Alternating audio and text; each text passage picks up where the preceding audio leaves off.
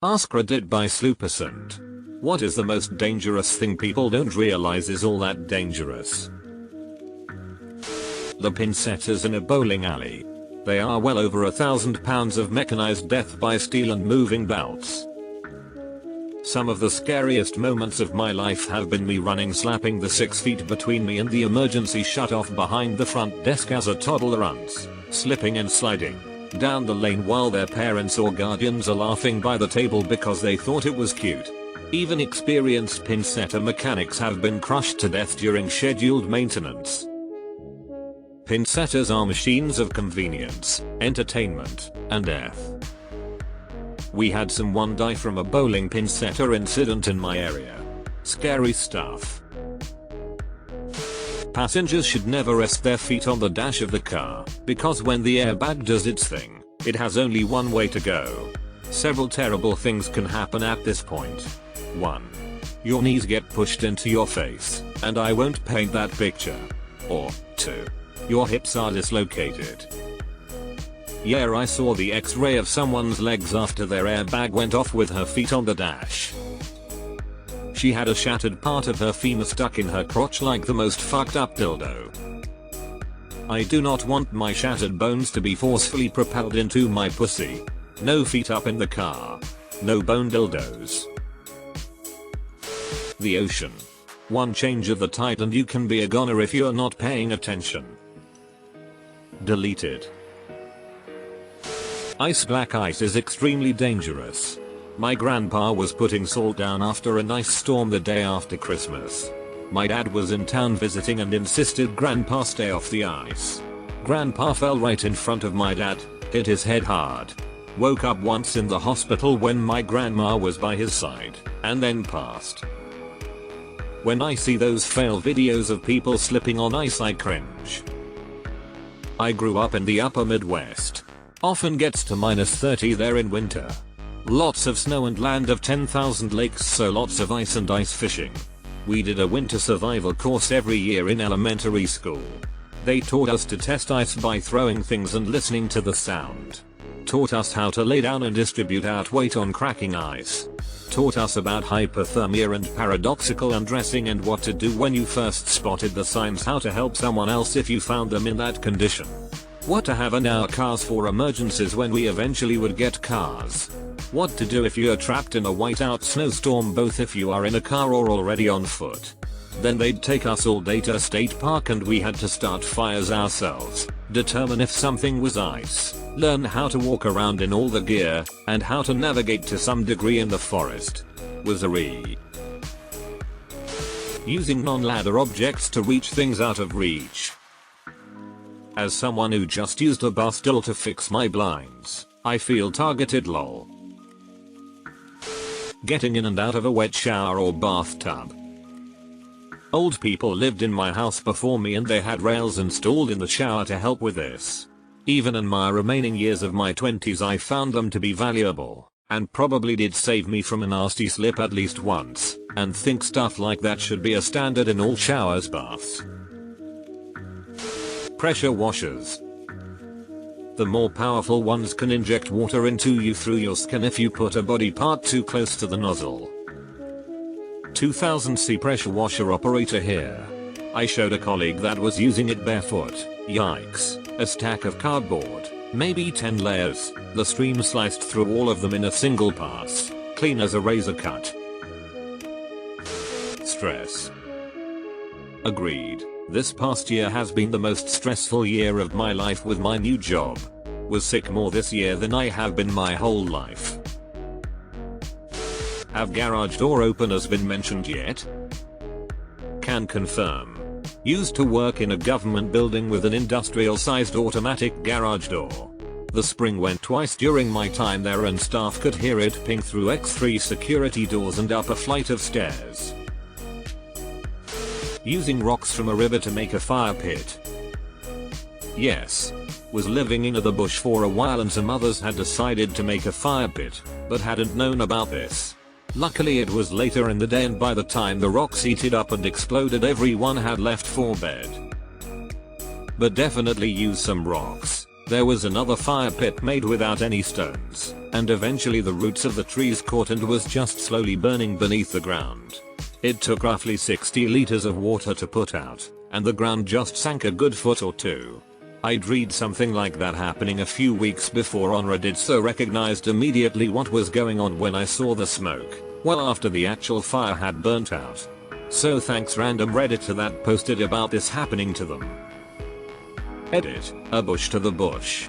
It seems to be a problem lol. It was a forest. But New Zealand forest, so, bush. Let your rocks dry out, or use some further up the bank from the river so they're less likely to contain as much water. Shenandoah Reserve, South Island NZ for any curious. Having your hands in your pockets while doing stuff, walking stairs, driving a bike etc. Bright colors in the wild don't go near. Stay the fuck away from me tulips, presumably. Deleted. Finally one I don't have to worry about lol. I'm so short my head barely comes up to the bottom of the headrest. Yes, I can see over the steering wheel, before anyone asks.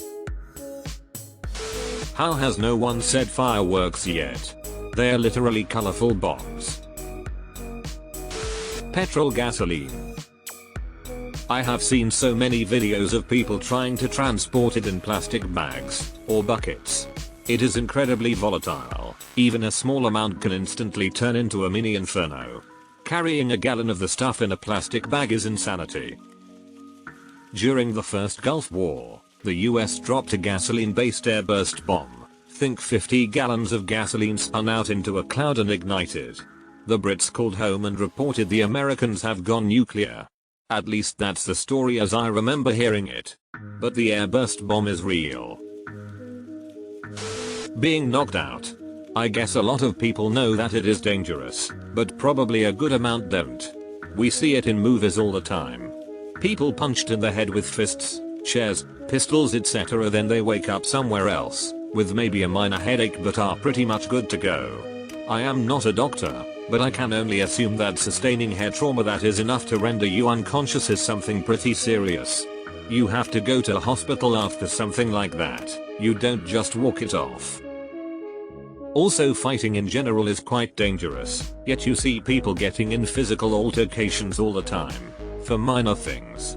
I have seen a video in my hometown where one guy punches another in the head, who then falls down back on his head and just starts twitching. There is a very good chance that the guy just ruined his own life and the life of the other dude. And for what? Because he looked at him funny or something. Concussion is no joke. And if there is more force in the blow, you get risks of skull fracture, neck injuries, facial fractures, cerebral bleeding due to blood vessel rupture, or outright traumatic brain injury. In general, losing consciousness, without being very drunk etc. means something is very, very wrong. Someone lying twitching is extremely bad news. This tastes kinda funny, oh well. Food poisoning can fuck you up big time. You can permanently damage your body. If something doesn't taste right, stop eating it immediately. When in doubt, throw it out. I got food poisoning from sushi. I was on a pooper and had stuff coming out of both ends for close to 24 hours. By the end of it I was so dehydrated and dizzy I could barely walk. Tick bite. Dang, after reading these comments it makes me realize how different some of our lives are. For some people, ticks are something that is strange to find on you. Where I grew up, it was nightly routine to pull all the ticks off before you got in the shower. Interesting lives we all lead. Crowds. There's photos of the people at the fence during the Hillsborough disaster that are fucking haunting. Just a huge crush of people clearly desperate for air at what should have been a normal day out. Clothes and water, specifically long dresses like wedding dresses.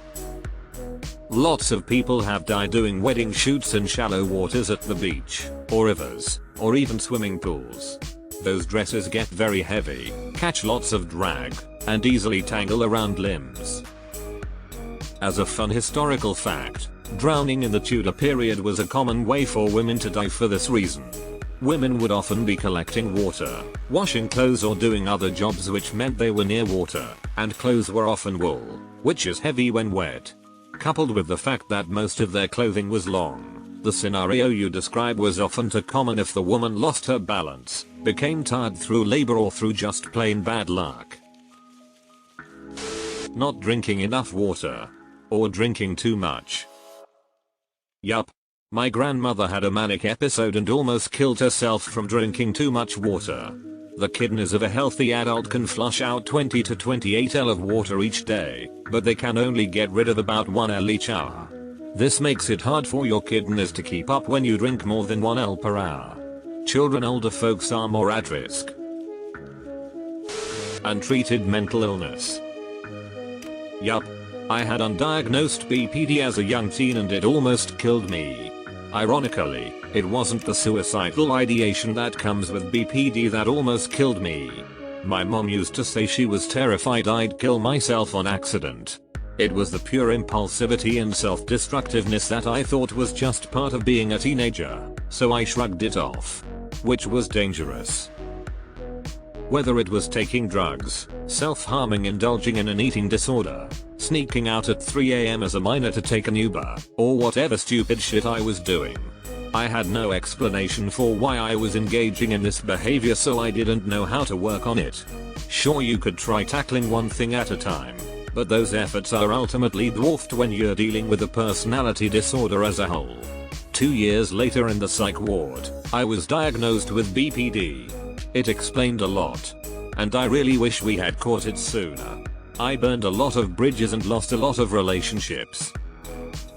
Glad I made it out alive and have a diagnosis now. It's still hard. But at least I have help and know what treatment gets me through life now. Lots of people don't take gun safety seriously.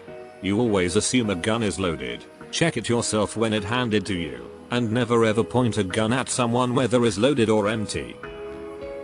Yep. There's a scene in Stargate SG-1 where a colonel is demonstrating a P-90 to a group of aliens to show how superior it is to their more powerful but less effective plasma weapons. During the demonstration, he swings his own P-90 and it ends up pointing at a subordinate's head. She visibly flinches. That wasn't scripted. The actress just didn't want any gun pointed at her head. But seriously, a trained officer should know better. Probably not the most, but a disturbing amount of people seem to think wild animals won't try to hurt or kill them. It's the opposite where I live, Australia. The foreigners think it will be the wildlife that will kill you, when in reality the chances of that are extremely low. It's actually the beach that will kill you. It's so common for tourists to drown that we have a TV show about it called Bondi Rescue, which has been running for 13 seasons. Snow globes. If you leave them near a window, they can act as lenses and set your house on fire. Escalators. Escalators have the potential to cause severe injuries to those who use them or work around them. After that one video, I'm really uncomfortable on them. I was in an airport last year, and a little kid's shoelace got sucked in at the bottom. People were trying to yank the lace out while other riders started to pile up behind. I just hit the emergency stop button. Friendly reminder, it's there for a reason. Don't be afraid to use it. Cleaning, due to harsh cleaning chemicals. A few years ago, I was working at Best Buy. One of the delivery guys called out sick, so I volunteered to be the second guy in the truck. About midway through the day, we stopped at McDonald's to use the bathroom. When we walk on, we were instantly hit with the most acrid, intense smell of chlorine. My eyes instantly watered and it stung my nose and out just a breath. Didn't think anything more than someone used a lot of bleach to clean. The next day both me and the other delivery guy had called out sick cause we could barely breathe. It took us both a few days to get back to work. It wasn't until after did I figure out someone probably mixed ammonia and bleach together to clean. Deleted. I found out about this after going down the rabbit hole thanks to the Nutty Putty Cave incident. Terrifying stuff. Weirs are nightmare material too. Water. Not even joking. I've been sent photos by people who had the grand idea of placing a swimming pool on the balcony of their 3rd floor flat and showing them filling it. They get annoyed when I tell them to stop right fucking there and empty that shot before they kill someone. Because some people don't understand that water is pretty fucking heavy, and when you put a 5,000L swimming pool on your balcony, you've essentially parked a tipper truck on it. Tacking onto this, large bodies of water. We have a huge lake not far from where I live and everyone says it's haunted. BC every summer people die on the lake. It's not haunted. People just go out on the water grossly unprepared and drown when shit hits the fan. Because so many people have tried to guess, I am referring to Lake Mead in southern Nevada. Loose and trained dogs. My aunt got mauled by a pack of 3 dogs while out for a walk and thankfully survived only with minor scars on her face. She moved away because of it.